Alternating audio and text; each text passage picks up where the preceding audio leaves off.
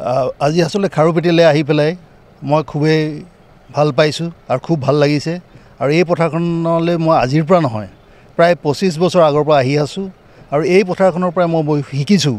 আৰু ইয়াৰ কৃষক ৰাইজে যিখিনি ভাল কাম কৰিছে এই কামখিনি নিশ্চয় কণ্টিনিউ কৰিব আৰু কণ্টিনিউ কৰাৰ পিছত তেওঁলোকে আৰু আগুৱাই যাব বুলি মই আশা কৰিছোঁ আৰু এতিয়া আজিৰ দিনত আমাৰ নৰৱে চৰকাৰৰ পৰা নৰৱেজিয়ান এম্বেছাডৰ কাউন্সিলৰ আহিছে নৰৱে চৰকাৰৰ নিবিঅ' বুলি এটা সংস্থা আছে সেই অনুষ্ঠানটোৰ ডাইৰেক্টৰজন আহিছে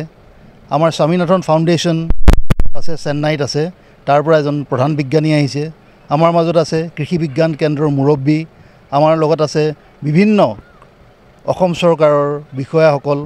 এই সকলোৰ লগত আমি যৌথভাৱে আজি পথাৰ পৰিদৰ্শন কৰিলোঁ আৰু আমি দেখিছোঁ যে আজিৰ দিনত যদি আমি কেমিকেল বা ফাৰ্টিলাইজাৰবিলাক কেমিকেল যিখিনি এপ্লাই কৰি আছোঁ পৰ্যায়ক্ৰমে যদি কমাই নানো তেতিয়া কিন্তু আমাৰ যিখন বজাৰ দখল কৰি আছিলে খাৰুপেটীয়া অঞ্চলৰ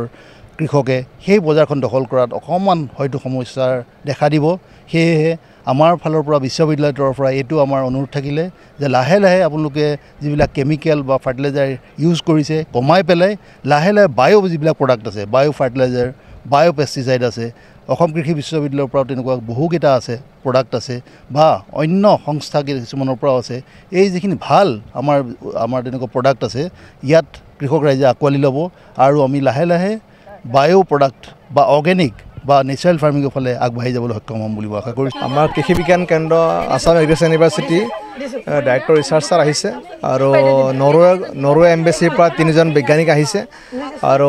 MS স্বামীনাথন ৰিচাৰ্চ ফাউণ্ডেশ্যনৰ ডক্টৰ ৰাজকুমাৰ আহিছে আমি ইয়াতে এই বিহুদীয়া অঞ্চলত আমাৰ ক্লাইমেট ৰেজিলিয়েন্স আপস্কেল প্ৰজেক্ট এখনৰ কাৰণে আমি লৈছোঁ আৰু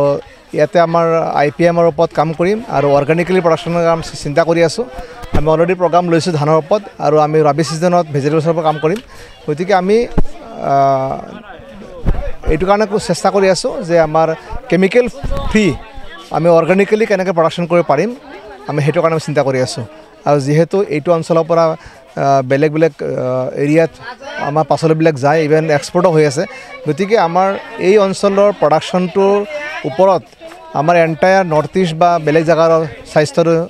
নিৰ্ভৰ কৰিছে গতিকে আমি সেইকাৰণে এই এৰিয়াটো আমাৰ চইচ কৰিছোঁ পচন্দ কৰিছোঁ যে আমাৰ এই প্ৰজেক্টখন ইয়াতে হ'ব গতিকে আমি নিশ্চয় আমাৰ প্ৰজেক্টখন সফল হ'ব বুলি কামনা কৰিছোঁ